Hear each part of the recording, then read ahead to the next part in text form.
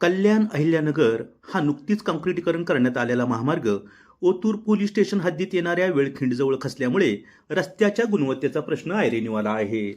जुन्नर तालुक्यातील करंजाळे गावाजवळ वेळखिंडपासून सुमारे 500 मीटर अंतरावर कल्याण अहिल्यानगर म्हणजेच राष्ट्रीय महामार्ग क्रमांक 61चा काही भाग अचानक खचल्याने सुमारे 2 ते 3 फूट सिमेंट काँक्रीटचा रस्ता तुटला असून महामार्गावर मोठ्या प्रमाणात भेगा पडल्या आहेत.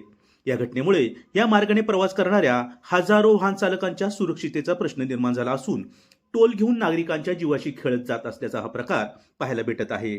दरम्यान या रस्त्याचे काम चालू असताना रात्रीच्या अंधारात महामार्गाच्या सिमेंट काँक्रिटीकरण कामासाठी वापरण्यात आलेले स्टील सुद्धा गायब झाल्याची चर्चा परिसरात सुरू असून या प्रकारच्या कामाच्या गुणवत्तेबाबत आणि देखरेखीबाबत गंभीर प्रश्न निर्माण झाले आहेत. विशेष बाब म्हणजे 4 ते 5 वर्षापूर्वी याच ठिकाणी महामार्गाचा काही भाग खचला होता. त्यानंतर करण्यात आलेल्या दुरुस्तीच्या दर्जावर आता प्रश्नचिन्ह उपस्थित केले जात आहे. स्थानिक नागरिक नंदकिशोर जगताप यांनी सांगितले की या ठिकाणी रस्त्याच्या बाजूने टाकण्यात आलेल्या केबलमुळे पाण्याचा निचरा योग्य प्रमाणे होत नाही. पावसाचे पाणी रस्त्याखाली झिरपल्याने मातीची धूप होते, त्यामुळे रस्ता खचतो. संबंधित विभागाने या समस्येकडे वेळोवेळी दुर्लक्ष केल्याचा आरोपही त्यांना केला आहे.